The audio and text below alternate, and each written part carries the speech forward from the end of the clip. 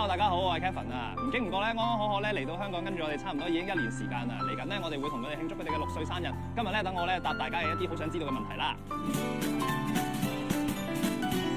大家覺得可可咧比較溫文爾雅，咁其實我哋觀察到比較有趣嘅咧，就係有一個反差文喺度。因為可可咧，其實佢除咗平時食嘢瞓覺比較溫柔斯文咧，佢有時玩喺啲環境豐容嘅時候咧，都會比較激烈。如果你嚟到咧，有機會會見到佢攬住啲豐容物啦，喺度跑動，甚至乎係打關鬥。閉館之後咧，我哋都會打通自由出入咧，俾佢哋進出場區同埋房間。咁無論係房間啦，定還是係場區，我哋都會擺翻唔同嘅嘢食，包括竹子啊、窩窩頭等等，等佢哋自由選擇。咁佢哋有時瞓醒咧，可能會出嚟食啦，亦都會選擇翻入去瞓覺等等。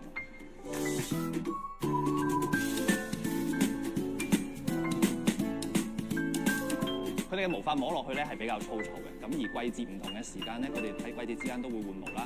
而換完毛其實摸落去都係比較粗糙。竹葉咧就會由廣州嗰邊運過嚟，每個星期2次，確保咧佢哋提供咧係一個新鮮嘅竹葉啦。我哋都會提供5至9款嘅唔同品種竹葉俾佢哋，佢哋咧亦都會喺裏面咧揀最靚最好味嘅部位嚟食嘅。咁當然啦，除此之外，我哋都會喺四川咧運送一啲當地出產嘅家鄉味道過嚟俾佢哋選擇。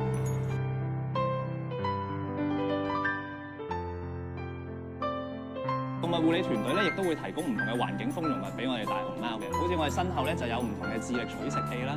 除此之外咧，我哋都會提供唔同嘅種類嘅豐容物，例如係冰塊啊，甚至乎係麻袋啊咁，等佢哋咧鼓勵佢哋喺個場區裏面咧自由探索啦，亦都係豐富佢哋嘅環境。